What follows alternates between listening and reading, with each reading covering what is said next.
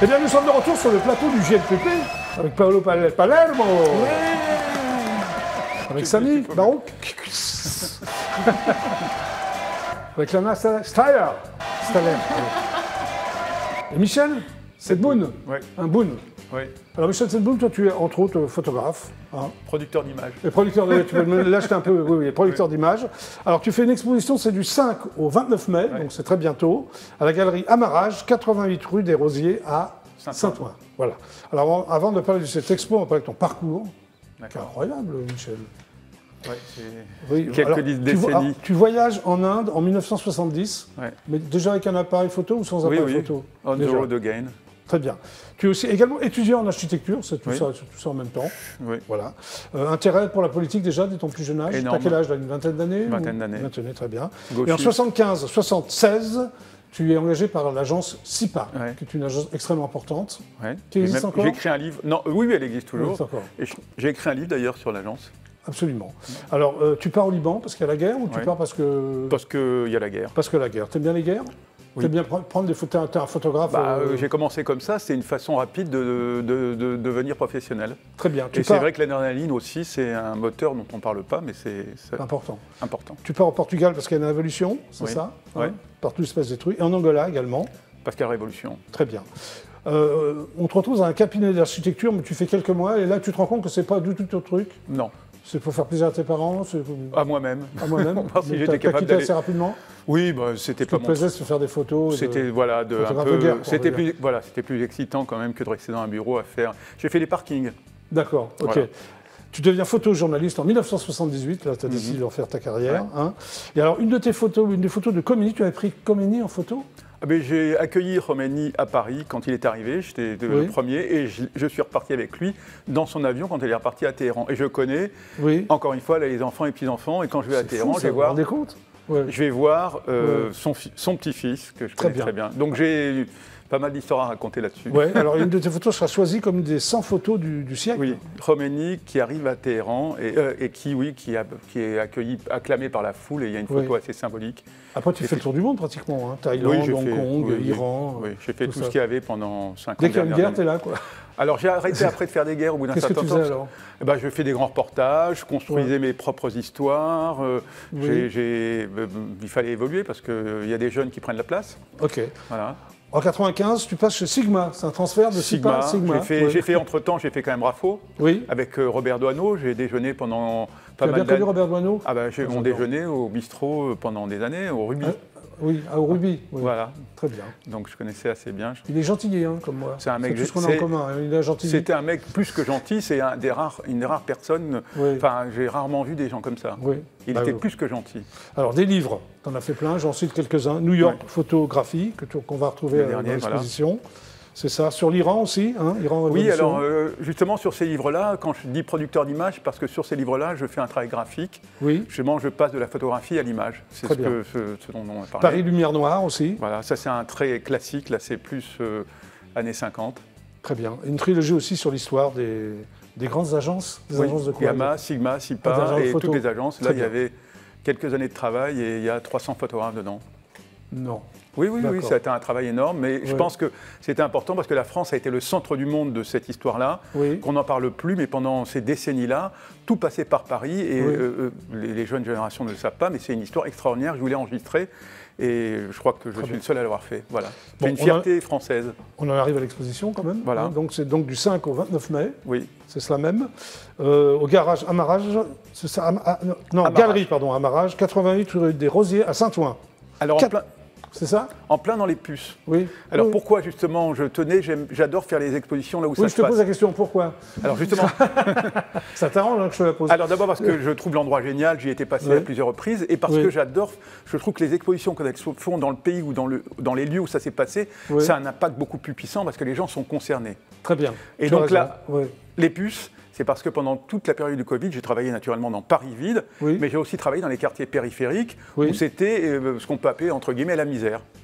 Et donc les expos que je présente, alors on va y venir, à Amarage, ce sont ces photos interdites à cause de ceux dont on a parlé tout à l'heure, et ces photos ont été prises à 100 mètres de la galerie. D'accord. Très bien. Alors, il y a 4 séries d'images, la vie et rien d'autre, le thème général de l'exposition. C'est le thème général de l'exposition. Hein, le jour où Paris s'arrêta, chronique du confinement. Alors là, c'est Paris vide. C'est donc la déprime pendant 3... Enfin, la déprime, non, c'était génial. New York aussi en quête d'identité. Alors là, c'est une question par rapport justement entre Paris et New York, c'est-à-dire la vision qu'on a sur les libertés. Oui. Second amendement aux États-Unis et droit à l'image en France.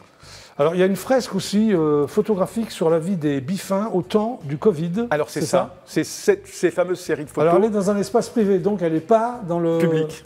Pardon, je joue avec la loi parce que normalement c'est l'image. Un problème de droit à l'image, c'est ça? Voilà, c'est-à-dire qu'on doit aujourd'hui, alors j'ai pris comme espèce de raccourci, l'idée de la pornographie et de la photographie humaniste, justement. Alors le rapport, c'est ça, c'est le rapport entre la photographie humaniste et la pornographie. Oui.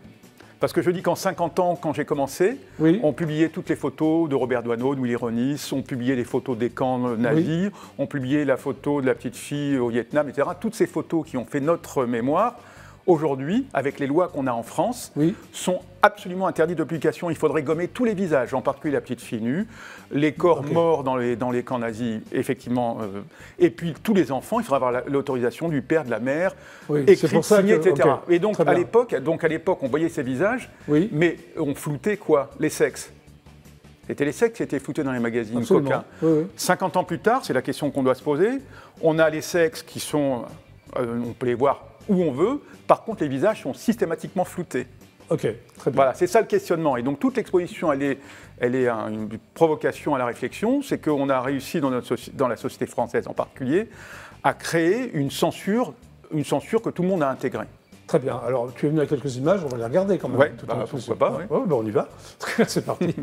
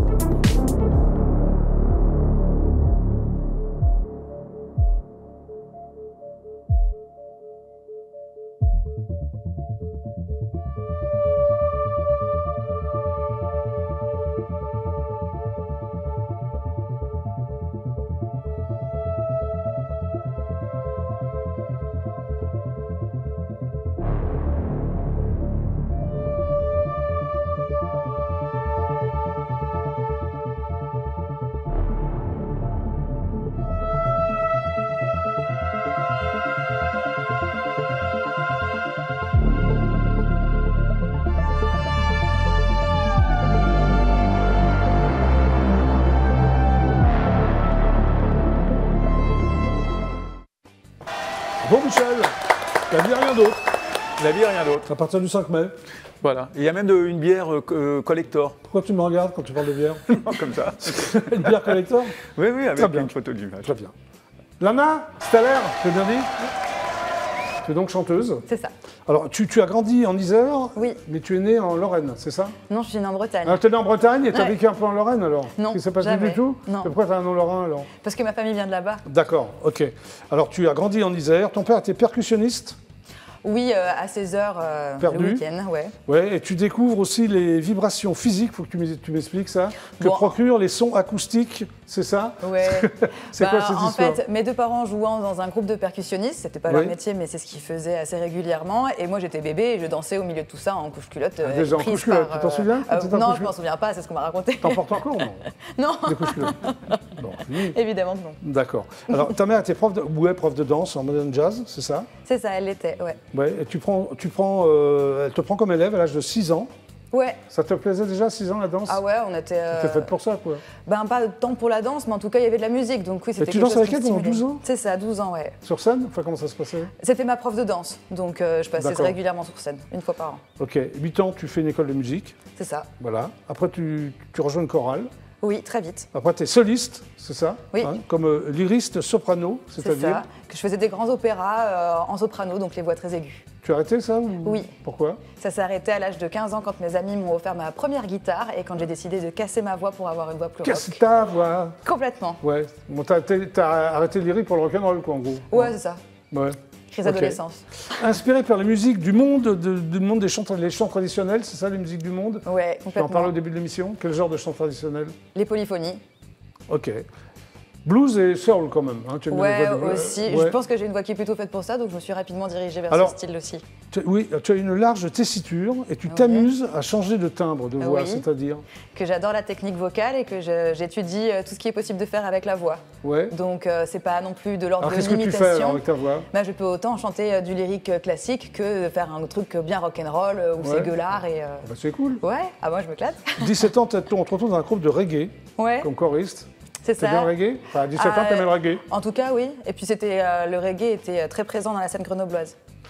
Alors, École supérieure d'art d'Annecy, c'était pour faire quoi? Devenir artiste plasticienne. Ah ouais, tu es artiste plasticienne, ouais. Tu es chanteuse? Oui. Ah oui, qu'est-ce que tu fais comme plastique? Je fais ce qu'on appelle des installations. C'est-à-dire?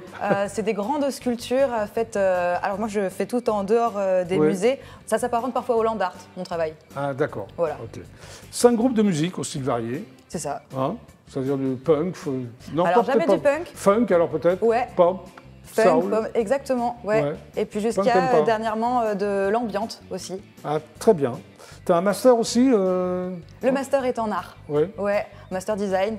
Bravo. Hein. Merci. Alors l'album est sorti depuis une petite année, l'été dernier. Hein? Plurality, ça s'appelle? Pourquoi? C'est ça. Parce qu'en fait, le challenge avec la personne avec qui on a fait l'album, c'est-à-dire Zahani, qui est sound designer basé sur Annecy, on s'est lancé donc le défi de faire un album où ce serait un morceau, un style, puisque tous les deux on avait déjà travaillé sur il y a plein de styles différents sur cet album. C'est ça, et au fur et à mesure qu'on l'écoute, on passe plein de styles et on sent petit à petit notre patte, notre touche perso arriver vers la fin. Est-ce que tu vas chanter là pour le GLPP, c'est quel style? Là c'est plutôt blues soul. Tu écris, tu composes, tu fais tout? En anglais, en français? En anglais et en français, mais sur cet album-là, c'est seulement en anglais. Très bien. Et donc là, le morceau que je vais présenter est aussi le morceau qui m'a été proposé par l'association Project Hunting de produire et de réaliser un clip. Très bien. Pour ce morceau. Alors ça s'appelle White Keys. C'est ça. Clé blanche. Oui, c'est un hommage à mon premier piano. Très bien. Bah, écoute, je t'invite à rejoindre le coin là. Avec plaisir. On va l'applaudir quand même. Hein, bon parcours, qu'est-ce que tu en penses? C'est un parcours différent du tien, mais je tout à fait respectable. Ah bah, c'est enchanté, c'est T'es enchanté. Oui. Tu es prête, Lana? Tout à fait. C'est vrai? Non. Donc, en exclusivité intergalactique pour le GLPP, voici donc Lana Stellaire qui va vous chanter White Keys. C'est parti.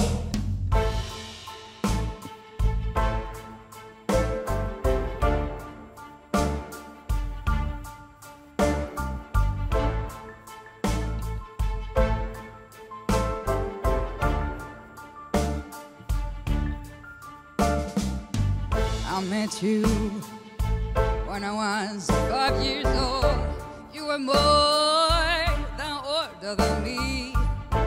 I needed to stand up on my knees. The first time I wanted to touch your keys.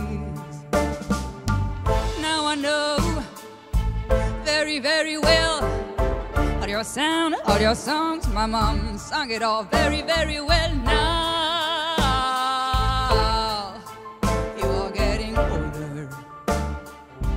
Your skin is turning brown. Yeah, you're golden. Strings are getting down. Yeah, you are getting down. want you to be proud of me, 'cause I want to show to the world that I'm proud of you too. Yeah, I'll promise on your word so.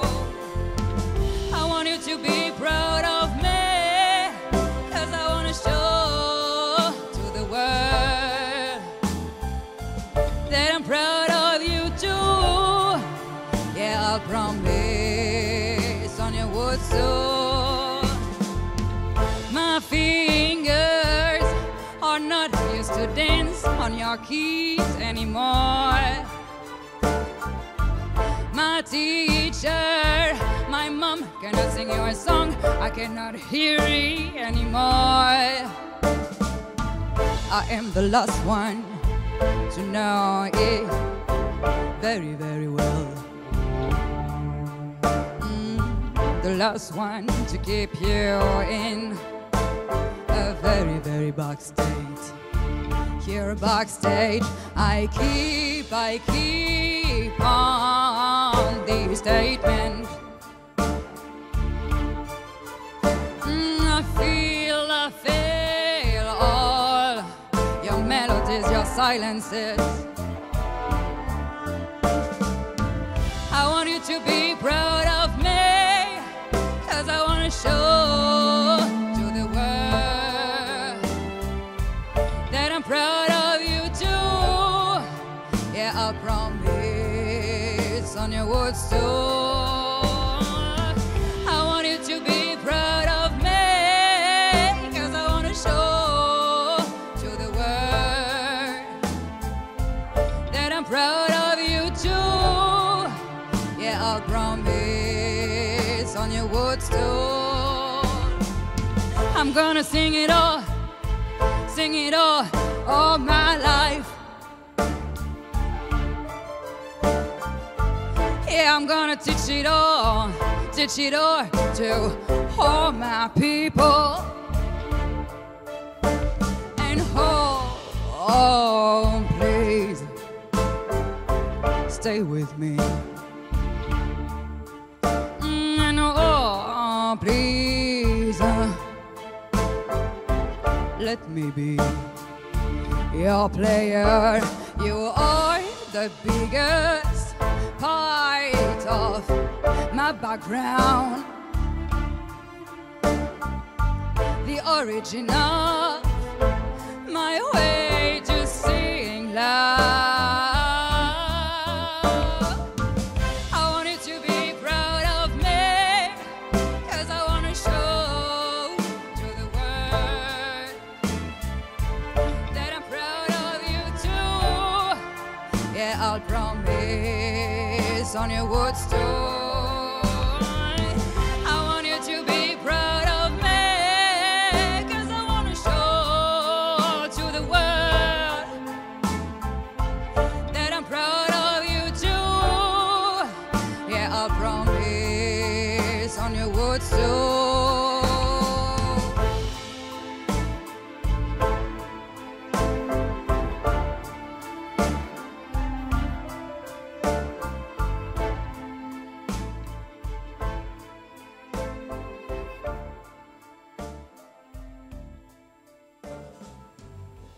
Bravo, Lana Steller. Magnifique voix, qu'en pensez-vous les garçons? Ah bah super. Émouvant. Ah, ça t'émeut? Oui, ça m'a très très beau. Merci beaucoup. Très belle voix. Avec grand plaisir. Eh bien, le GLPP, c'est donc terminé pour aujourd'hui. Merci d'être passé par l'émission. Si, je dois rendre l'antenne. Ok. Donc, Paolo, c'est toi? Oui, c'est moi. Palermo, c'est ça? Paolo Palermo, oui. Hein, un gars contact. Un gars contact au Paris de l'Humour, 8 rue Pradier, métro Pyrénées. Vous pouvez prendre vos places sur Billets Réduc. Oui, merci d'être passé par l'émission. Applaudissements. Merci. Michel, c'est toi, non? Ouais, ton nom de c'est moi. famille, s'il te plaît. Sedboun. Il s'en souvient. La vie a rien d'autre, à partir du 5, le 5 c'est révolu, Oui, hein, mais parce qu'on est le 9, donc du 9 au 29. Au 29. Ben, voilà. Tu rappelles l'adresse, s'il te plaît? 88 rue des Rosiers, À Saint-Ouen, galerie Amarrage. Excellente réponse, à bientôt. Merci d'être passé par le GLPP. Merci. Lana Steller, c'est cela même? C'est cela. Ton album est toujours en vente? Oui, il est présent sur toutes les plateformes sur Internet. Oui. Et un futur clip sort donc l'automne prochain. Très bien. Merci d'être passé par le GLPP. Samy, c'est toi? Oui, c'est Samy, moi. comment déjà? Barouk. C'est bien, il se souvient également de son nom. Samy Barouk, ça s'appelle La Gazelle d'Alger, c'est donc en vente libre? Oui, sur Amazon, enfin sur les plateformes. Et sur les chez plateformes. Livra, voilà. Très bien. Merci à tous les cas d'être passés par le GLPP. Merci de m'avoir regardé. À demain, 17h30, Super Ciao. C'était le GLPP. Au revoir. Au revoir.